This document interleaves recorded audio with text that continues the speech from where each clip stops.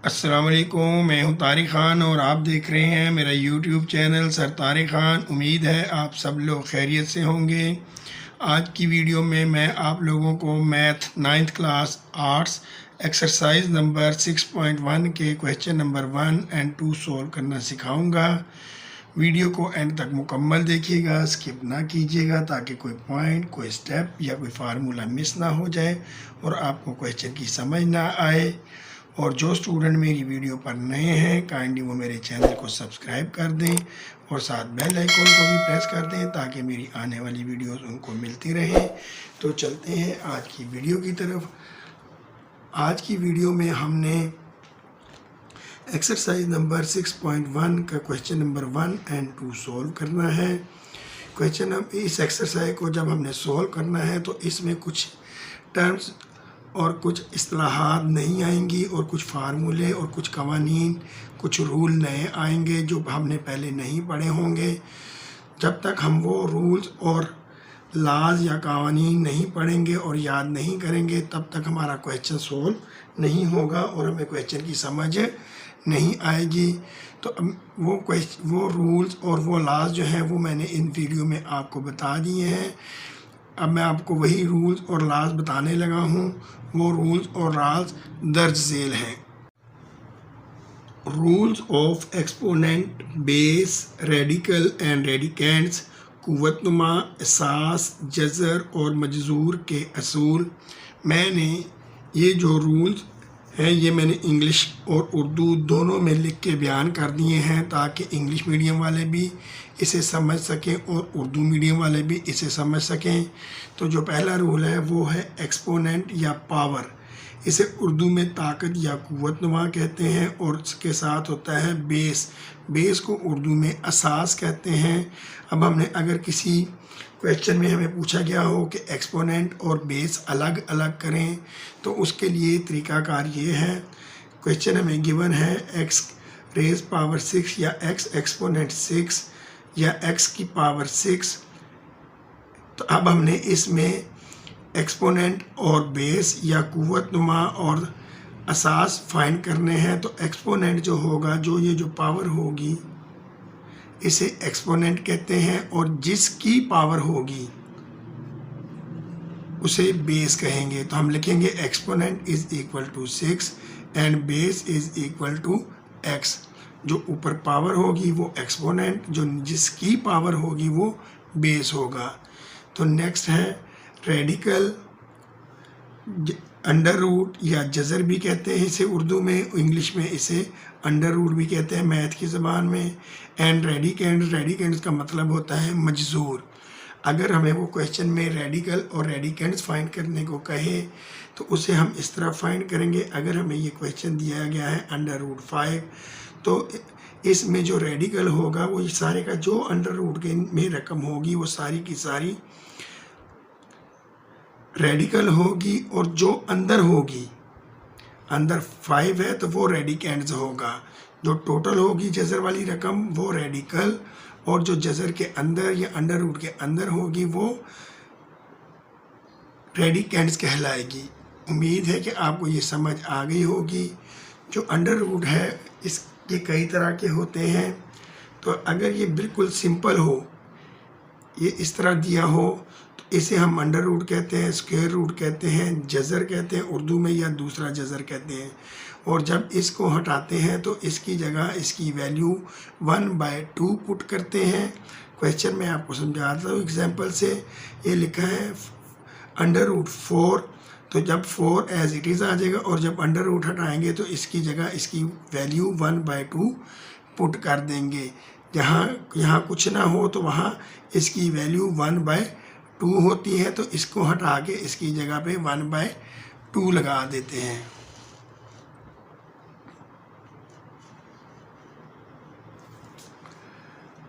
ये अब लिखा है अंडर रूट 3 यानी कि थर्ड रूट तीसरा जज़र। तो जब हम इस थर्ड रूट को हटाएंगे तो इसकी वैल्यू हम पुट करेंगे 1/3। एग्जाम्पल मैंने दी है अंडर रूट x का थर्ड रूट। जब हम थर्ड रूट को हटाएंगे तो x एज इट इज़ आ जाएगा और यहाँ पर 3 है तो इसकी वैल्यू है 1/3, तो 1/3 आ जाएगा। तो हो जाएगा x की रेज़ पावर 1/3 या x एक्सपोनेंट 1/3। तो जो यहाँ पे होगा उसे उस जज़र को हटा के वहाँ पर 1 या 1 ये जो होगा ये लगा देंगे। अगर यहाँ 3 है तो 1/3 लगा देंगे। अगर फोर्थ जज़र होगा, फोर्थ रूट, चौथा जज़र, तो इसको हटाएंगे तो इसकी वैल्यू बन जाएगी 1/4। इसकी एग्जांपल है √81 फोर्थ रूट। तो जब इसे हम सोल्व करेंगे 81 एज इट इज़ आ जाएगा, और ये फोर्थ रूट है तो इसे हटा के हम 1/4 कर देंगे। बात वही है कि जो यहाँ पर जितना रूट होगा 1 वही लगा देंगे। आगे हमने एग्जांपल दी है पीथ रूट। पीथ रूट का मतलब है पीवा जज़र, और जब इसे हटाएंगे तो इसकी जगह पर 1/p लगाएंगे। जैसा कि मैंने पहले बताया कि जो यहाँ पर होगा 1 वही लगा दिया करते हैं। तो इसकी एग्जांपल मैंने दी है p √y। तो ये पीथ जज़र है, पीथ रूट है, पीवा जज़र है, तो y एज इट इज़ आ जाएगा, और इसको जब हटाएंगे तो 1/p आ जाएगा। अब आ गया nth रूट। तो nth रूट nवा जज़र इज इक्वल टू जो यहाँ पर होगा 1 वही लगा देंगे, तो इसकी वैल्यू हो जाएगी y 1/n। इसकी एग्जांपल है a का √nth रूट है तो a एज इट इज़ आ जाएगा, और जब इसे हम nth रूट को हटाएंगे तो 1/n लगा देंगे। मतलब ये है कि जो भी यहाँ होगा, अगर यहाँ k होगा तो 1/k, अगर यहाँ m होगा तो 1/m, जो भी यहाँ होगा 1 वही लिख देंगे। यही इसकी वैल्यू होगी। उम्मीद है कि आपको ये समझ आ गए होंगे। तो आगे चलते हैं। जो इसके लाज हैं या कवानीन हैं पावर के,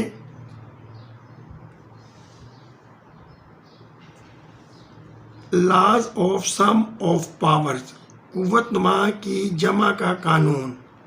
अगर हमें दो वैल्यूज़ दी हैं, x की ताकत m इंटू एक्स की ताकत n या x exponent m into x exponent n, तो जब हमने इसको सोल्व करना है तो जो पावर्स होती हैं वो आपस में प्लस या माइनस हो जाती हैं। जो भी साइन लगा होगा तो हम लिखेंगे x raise power m, n के साथ कुछ नहीं है, ये प्लस है तो m प्लस n हो जाएगा। तो जो बेस है वो इकट्ठी हो जाएगी, उसे हम a कर लेंगे, कॉमन ले लेंगे, और जो पावर्स हैं वो आपस में प्लस हो जाएंगी। Law of subtraction of power, कुव्वतनुमा की मनफी का कानून, माइनस करने का कानून। उसने हमें क्वेश्चन दिया है x रेज पावर m और x raise power n is equal to, हम लिखेंगे, याद रखिएगा, अगर हम किसी पावर को ऊपर बटे से ऊपर या ऊपर से नीचे बटे में लाएंगे तो जो उसकी पावर या एक्सपोनेंट होगा उसका साइन चेंज हो जाएगा। तो हम लिखेंगे x ऊपर कॉमन निकल गया, m एज इट इज़ आ गया, इसे हम ऊपर लेके जाएंगे, ये नीचे ये प्लस का है, ऊपर जाके ये माइनस का है। या अगर उसने हमें x की ताकत -n ओवर x की ताकत n दिया है तो ये हो जाएगा, अब चूंकि ये माइनस का है तो हम इसे नीचे ले आएंगे ताकि ये प्लस का हो जाए, तो ऊपर कुछ नहीं बचेगा, 1 आ जाएगा ओवर x की ताकत m, n जो था वो एज इट इज़ आ गया, उसे ऊपर से नीचे लाएंगे, ये माइनस का तो नीचे आके ये प्लस का हो जाएगा। उम्मीद है कि आपको ये समझ आ गया होगा। आगे है law of power of product, कुव्वत के हासिल ज़रब का कानून, मल्टीप्लाई करने का कानून कैसे होगा। उसने हमें वैल्यू दी है x y raise power n, तो ये जो पावर रेज पावर है ये एक्सपोनेंट है, ये x का भी है, ये y का भी है। तो हम क्या करेंगे, हम लिखेंगे x एक्सपोनेंट n या x की पावर n इंटू y की पावर n या y एक्सपोनेंट n। हम इसे इस तरह लिख देंगे कि ये पावर जो है ये x की भी है और ये पावर जो है ये y की भी है। उम्मीद है कि आपको समझ आया होगा। या वो हमें इस तरह भी दे सकता है x over y raise power n, ये जो पावर n है ये x की भी है और ये y की भी है, तो हम लिख देंगे x raise power n over y raise power n, यानी कि ये पावर जो है इसे हमने x के साथ भी जोड़ देना है और y के भी शो करना है। अगला कानून है लॉ ऑफ पावर, कुव्वतों की कुव्वत का कानून, कि अगर किसी वैल्यू की 2 दफ़ा पावर दी गई हो तो उसे कैसे करना है।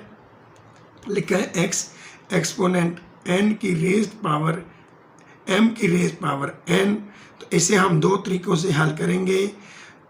हम लिखेंगे x की m इंटू n, ऐसे भी लिख सकते हैं, या x जो मल्टीप्लाई है इसे हम ख़त्म कर देंगे m n कर लिख देंगे, क्योंकि जिस 2 वैल्यूज़ में कोई साइन ना हो तो वो मल्टीप्लाई ही होता है, तो m इंटू n को m n भी लिख सकते हैं। तो उम्मीद है कि आपको ये असूल, रूल्स और लॉज समझ आ गए होंगे। इनको अच्छी तरह से याद कीजिएगा। जब आपको ये याद हो जाते हैं तो आपको क्वेश्चन सोल्व करना बहुत आसान हो जाता है। अब हम इन रूल्स को यूज़ करते हुए या इन रूल्स की हेल्प से क्वेश्चन सोल्व करेंगे। क्वेश्चन नंबर 1 हमें गिवन है, determine the radicals and radicands from the given values. हम इनमें से जज़र और मजजूर मालूम करेंगे, यही हमें कहा गया है। आपने जो रूल अभी मैंने आपको सिखाए हैं वो आपने अच्छी तरह याद करने हैं। अगर वो आपको याद होंगे तो आपका क्वेश्चन काफ़ी इजीली सॉल्व हो जाएगा। क्वेश्चन नंबर 1 का पार्ट 1 हमें गिवन है √3। अब इसमें से हमने रेडिकल और रेडिकेंड फाइंड करना है। अभी हमने पढ़ा था कि जो वैल्यू अंडर रूट में होगी, अंडर रूट समेत, वो हमारा रेडिकल होगा या वो जज़र होगा, और जो इसके अंदर होगी अंडर रूट के वैल्यू, जैसा कि इसके अंदर 3 है तो वो हमारा रेडिकेंड्स होगा, तो ये हमारा रेडिकेंड्स हो जाएगा 3। उर्दू मीडियम वाले लिखेंगे जज़र बराबर है √3 और मजजूर बराबर है ओनली 3 के। उम्मीद है कि आपको समझ आ गई होगी। यही चीज़ मैंने आपको रूल्स में समझाई है। अगला पार्ट है √11। अब इसमें ये जो पूरी वैल्यू है ये रेडिकल हो जाएगी, जज़र हो जाएगी, और जो इसके अंदर है वो हमारा रेडिकेंड्स हो जाएगा, तो रेडिकेंड्स हमारा हो जाएगा 11। नेक्स्ट पार्ट में हमें क्वेश्चन गिवन है √5/7। तो इसमें अंडर रूट वाली वैल्यू ये है, तो ये हमारा रेडिकल ये होगा √5, और जो रेडिकेंड्स है वो होगा ओनली 5। ये जो 7 है ये ना रेडिकल है ना ये रेडिकेंड्स है, क्योंकि इसका अंडर रूट के साथ कोई ताल्लुक़, कोई रिलेशन नहीं है। जिसका ताल्लुक़ अंडर रूट से होगा वो रेडिकल, और वही रेडिकेंड्स होगा जो अंडर रूट के अंदर होगा। और तो चलते हैं नेक्स्ट पार्ट की तरफ। नेक्स्ट पार्ट में हमें क्वेश्चन गिवन है x-2√6।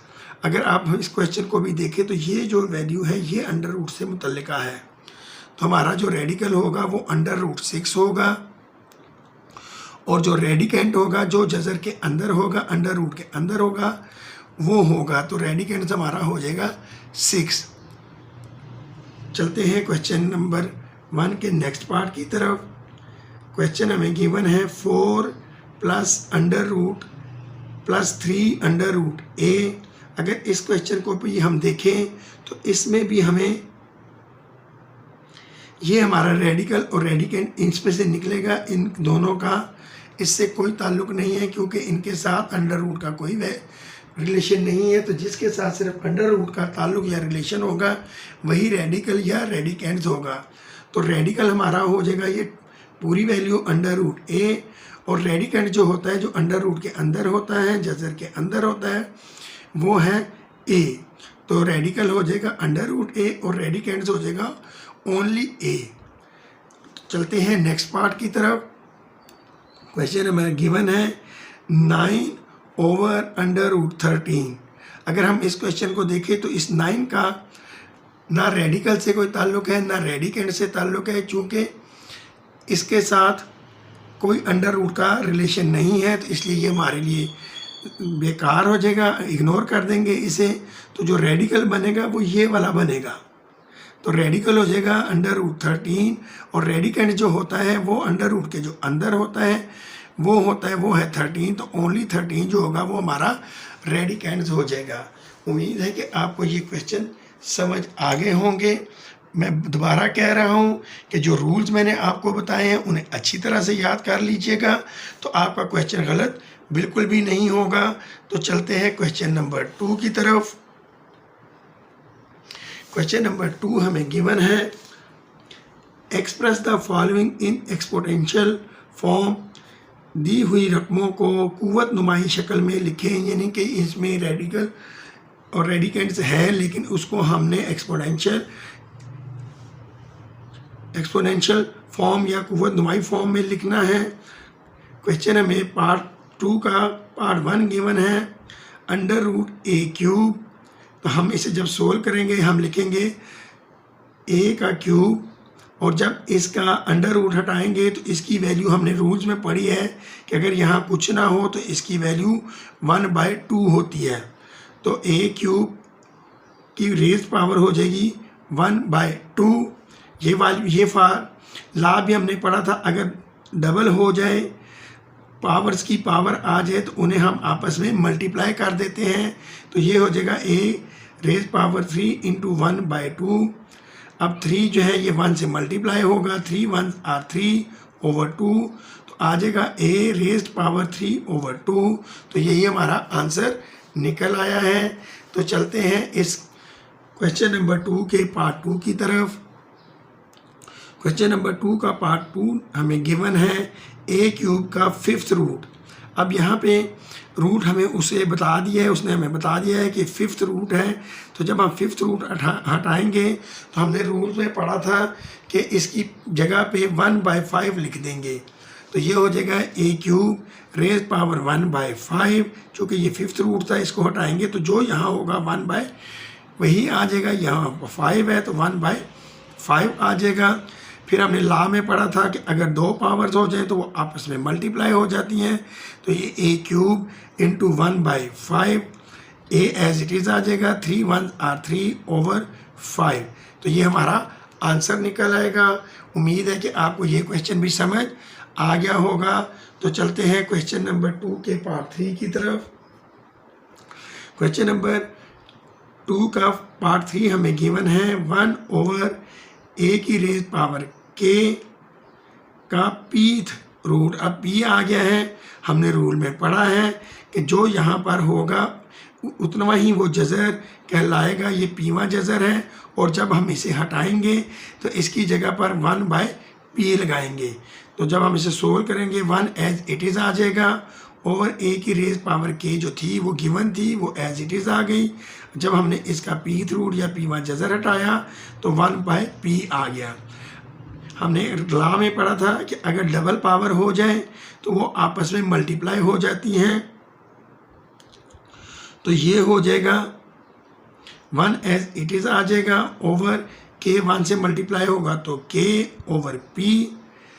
तो हमारे पास आंसर आ जाएगा 1/a रेज़ पावर k/p। चूँकि ये ओवर में है, बटे में है, तो हम इसे ऊपर ले जाएंगे तो ये हो जाएगा a रेज़ पावर। जब इसे लेके जाएंगे तो इसे हम उल्टा देंगे, p ऊपर चला जाएगा और k बटे में आ जाएगा। तो ये हमारा आंसर हो जाएगा a रेज़ पावर p/k। उम्मीद है कि आपको ये क्वेश्चन समझ आ गया होगा। तो चलते हैं क्वेश्चन नंबर 2 के पार्ट नंबर 4 की तरफ।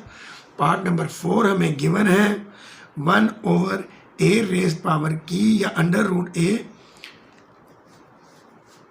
की पावर k का bth रूट। ये अब यहाँ b दे दिया तो ये bवां जज़र है।